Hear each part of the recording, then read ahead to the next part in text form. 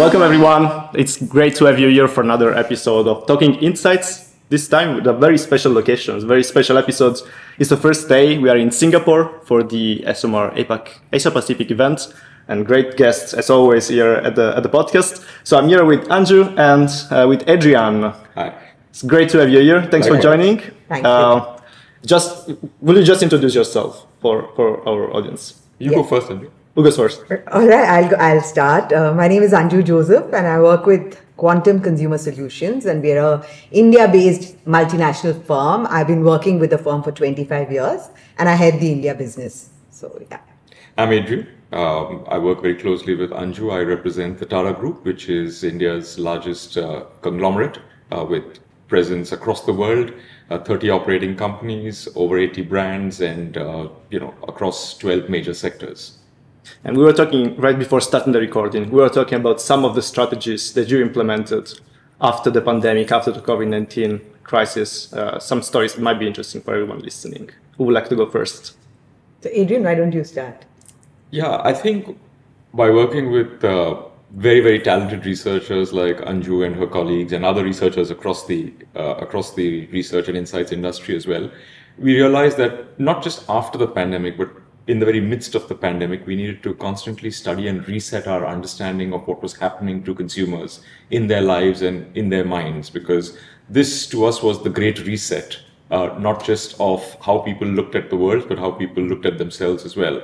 So what we actually did is we did a digital ethnography study, because you couldn't travel at that time, to understand what was changing fundamentally with consumers, because we knew that post-pandemic, and we knew from past trends, from previous pandemics, that the pandemic would come to an end.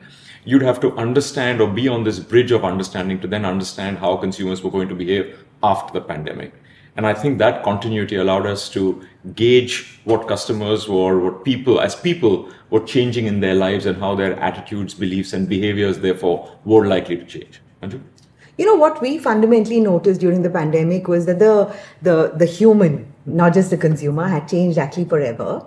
Some changes were probably more obvious than others, but one of the fundamental consumption trends we picked up was experimentation, right? So just like Adrian uses many research agencies, the consumer is also very experimentative and, is using many brands and categories. And I think that was a dramatic shift from earlier. And what that meant was, from a research point of view, from an understanding point of view, one would need to reframe, how you define your demographic, who do you speak with, and what are your tasks also as marketers becomes very different, right? Like, because it's about how do you deepen engagement as opposed to create deeper loyalty. So I think that was a major shift in the pandemic. Was there any specific strategy that you think worked better than others? To attract customers. So, I think the shift was very, before the pandemic, the conversations that brands had was very one way, right? Like the brand told the consumer what to do. I think engaging the consumer, having a dialogue, having conversations with the consumer, getting them to co-create, I think was a big strategy that worked. I don't know. I also found very interesting, Anju, the fact that suddenly the home became the center of the universe. The home became the retail outlet. The home became the office. The home became the marketplace in which you made choices, and you could see in that one zone how different family members influenced each other. Media suddenly became very, very important, but also very, very focused. So it was very interesting for us as marketers to re-understand or reimagine how the home can be used. And I think that continues to today. Of course, there is the classical regression to mean where people will revert to some behaviors, because humans are, after all, human beings. But these changes, these adaptive, variations now open up for us many, many new opportunities that brands are using. I mean, the best trend that I've seen continue and become very persistent and large is, for instance, D2C brands. Can you elaborate more? What's the D2C? Yeah, so earlier D2C brands played in very, very small niches, right? And they competed against national brands, and they would never challenge national brands in terms of threatening their market share. But what has happened to the great experimentation that Anju was, I think, so perceptively talking about, is that consumers are now more willing to break through the purchase funnel and not just go through the whole process of awareness, trialing, then buying.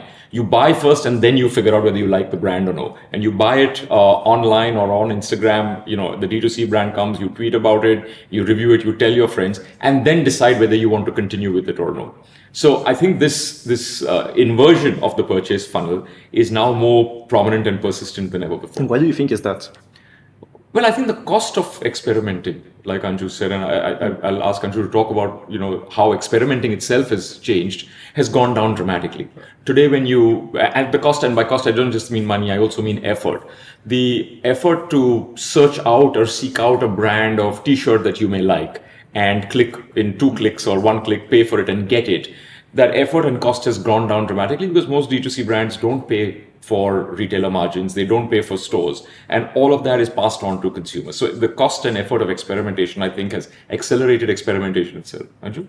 Yeah, and I think to add to that, I feel like there's been a shift in value orientation, right? Like, so you want to affiliate with brands that reflect your meaning system. You want to affiliate with brands that are like you, so I think therefore the search is very, consistently on. So I'm not just looking at a functional conversation, but I'm also looking at a values conversation, right? And in that context, I think D2C brands, direct to consumer brands, plays a big role because it's able to address very, very well-defined populations in a very targeted manner. And digital allows you to exhibit your affiliation, isn't it? That's right. I like this brand because it does this. Yes. So that brand becomes a badge far faster and far more, I think, widely demonstrated than it would in a traditional way where people don't know which brands you're consuming. Correct. You're buying, talking, advocating for the brand in the same 16:9 frame or vertically on Instagram. What do you think it was the contribution that the pandemic brought to it? Did it play a role in this shift? Yes, like the whole we moved like Adrian was saying. One is that we moved from the outer space to our homes, and the other is that we moved from offline to online. Right, so our entire lives and how we felt, what our anxieties were, everything just moved into that screen. Right, like so that I think was a major shift. That led to dramatic changes in the marketing world, and I think Adrian, will talk about the many sleepless nights he's had as a result of that drastic shift. I think the difference was earlier you looked at the world through that screen, right? And suddenly in the pandemic, you became very comfortable with the world looking at you through that screen. So that inversion, that switch, I think has brought about a very different kind of consumer behavior where we want to talk about the brands we consume. We see these brands as badges of our beliefs. We see these brands as megaphones as well as hearing aids. We're listening to the world, but we're talking to it as well. And now that we are outside, now that the pandemic is over, since almost 2 years now, we are back traveling. We are back in Singapore Yes. in Asia Pacific after 4 years. It's the first event that we're having. This shift is still is fundamentally changed, so we expect these changes to stick with us for some time to come, or will they disappear? No, I think they will persist. I think we're already seeing it. Before the pandemic, omnichannel was an option. After the pandemic, omnichannel is ubiquitous. It's the way we live our lives, right? We search for something online, we then GPS our way to it, we go and buy it, we then buy some of that online, we tweet or TikTok about it, we do our reviews, we ask people in real time whether they think this looks good on us or whether we should buy this product. I think this has now become the way we live. It's not one of the ways we live, it is the way we live, at least in big urban settings. You just mentioned omnichannel. Can you elaborate a bit more? Yeah, I think omnichannel looks at the entire consumer journey from start to finish as one continuous flow rather than discrete and separate events. And when you're looking at omnichannel, the marketer and brand has to realize that the consumer's interaction with the brand and other people who either make the brand available or consume the brand sits across many, many touch points. It isn't this linear old world of seeing an ad, going to the store, asking someone, buying it, and then either not buying that product again or buying it again or switching, right? It is simultaneous and it is, I think, fairly non-linear and asynchronous, which is I'm getting influences and I'm getting opinions about which brand to buy in a category or which categories to enter thrown at me as a consumer at all times. And if your brand isn't present in all of those touch points, you will drop out of the consideration set altogether. And like another thing to think about, or what we notice, is that once after the pandemic, I think you can classify behaviors into two parts, right? Like one is behaviors that you adopted because of the pandemic, right? Like because of the threat to your life and all the kind of restrictions, that you had, and the other was change in the way of life, right? Like how you were living your life. And I feel like what we find now is behaviors that were linked to the pandemic, the health crisis, those are behaviors that are dropping off. Right, but behaviors that actually impacted the way of living in a positive way, those are continuing. So be that actually just thinking about priorities differently, be that about consuming online, or moving to brands that are probably more value oriented than just just on discount or without a point of view. All of those are things I do feel that will continue. Why do you think is that? Is because they contributed at creating a habit which is now hard to break, or is there any other reason? No, I feel like, of course, I mean, and habit creation it's an automated response then, right? Like, so you start doing that thing again and again and again. But I think because you change the way you live, you discover new ways of living, right? Like shopping online. That in itself, at least in a market like India, was not as prevalent before the pandemic as it is today. So you were forced to break some of your old habits, and those habits that made sense to you, that you found, hey, it's like making my life really easy, or why didn't I do this before? Those are the habits that have continued, because you do believe that it contributes to saving time or effort or money, or being part of a community. It helps you amplify the values that you believe in, all of that. You agree? Yeah, I have to agree. And I think one of, to begin where Anju left off, I think equally we've come to value even more sensorial experiences, participative experiences, being in public, having conversations like this. We don't take those for granted anymore. If you look at large participative public events, whether they're concerts or marathons or literature fests or film fests, you'll see an unprecedented level of attendance, people wanting to go out and engage and be, as Anju said, part of a community online, but part of a community offline as well. I guess everyone who tried to book a restaurant the last 6 months. Yeah. I mean, we waited for 1 hour last evening, right? So, and is there any other habits that you think has been created during pandemic? I think certainly the use of digital payments has become much more ubiquitous across socioeconomic strata. This was something that, credit cards, digital payments, etc. This were restricted in developing markets, at least, to the upper end of the income pyramid. I think that has filtered through very quickly, whether it is buying a single unit of something which would otherwise require a lot of change, or the fact that you can transfer money between people, whether it's your cab or whether it's someone who works for you. I think that has now come to stay and will continue and persist for very long. Even alternative forms of storing data, alternative forms of storing images, audiovisual content. I mean, we've had the NFT wave come and go. Who knows what else? And of course, now that Gen AI is here, what that's actually piggybacking is the common man's comfort with using digital devices, right? Because you wouldn't have the adoption of Gen AI if I wasn't comfortable downloading apps and downloading stuff on my laptop. The fact that we now work with machines so easily and so fluently means that we are able to, the uptake of new technologies is going to increase as a result of that.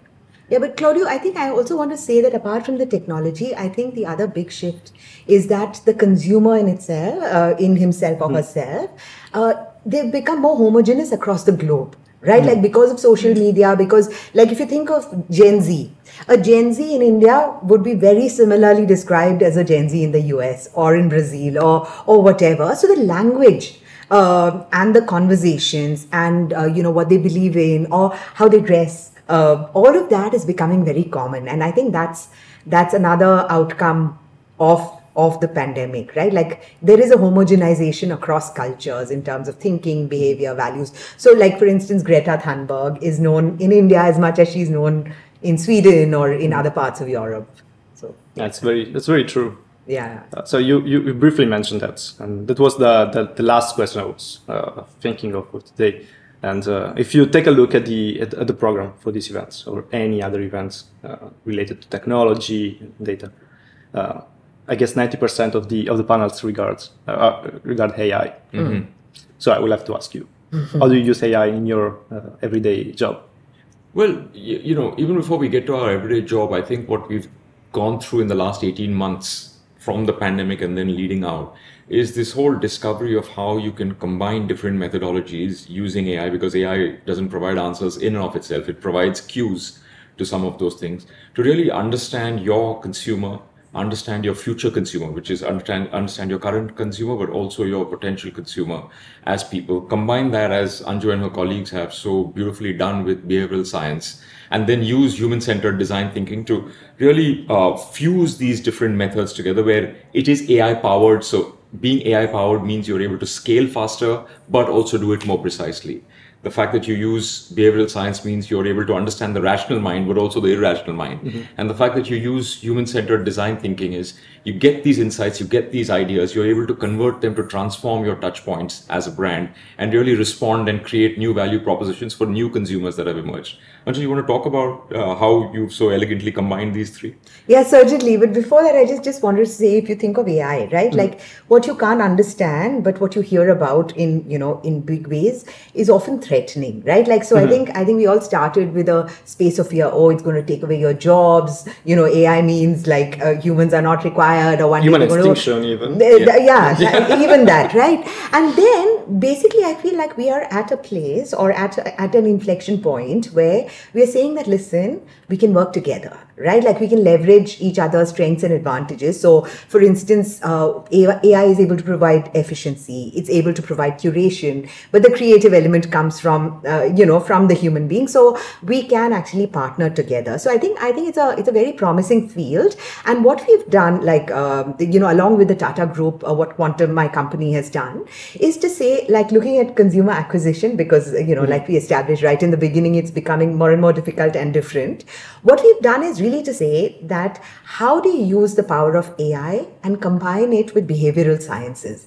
Because, at the end of the day, even today, the human is a really complex animal, right? Like, and I don't know, as much data as you may have, till you don't delve into the mind, I'm not sure the answers are going to be absolutely accurate. So what we've done, as part of our study is to say, how might you identify the next customer through AI? So really scientific, using associative mining and collaborative filtering. So, techniques in the AI space to accurately identify your customer. Then to use, behavioral science models of persuasion to say, how do I speak to you? Once I've identified who you are, how can I woo you to come to me? So it's a beautiful combination of, very disparate methods. And then we bring all of this together in a human-centered design thinking workshop, right? Like, so that's the method that we're using today. So it's not one or the other, but how do you combine the two to leverage the power that when both of them come together, it's really exponential, right? Like, so how do you leverage exponential power is what we're looking at today. Without your costs increasing exponentially, I think, more importantly. That's very important. Yeah. Do you have any experience with synthetic data as well? So I think when you're using synthetic data or you're using AI and you're trying to model personas, you're doing lookalike modeling, you are in fact, when you're predicting, you are in fact using something that is like synthetic data, right? Because you're predicting that a certain consumer will behave in the future in a certain way. Because the AI models based on past data only go so far.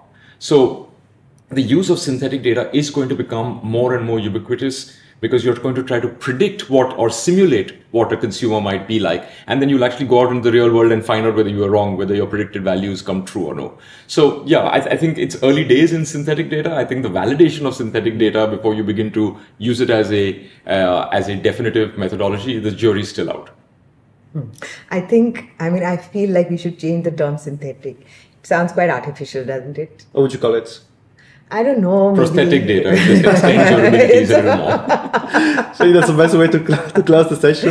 Yeah. Fantastic. Thanks a lot for being here. It was Thank you, Claudio. Thank you. Really insightful indeed. Yeah, I love the conversation. Yes. Thank you so much. Thank you so much. See you around.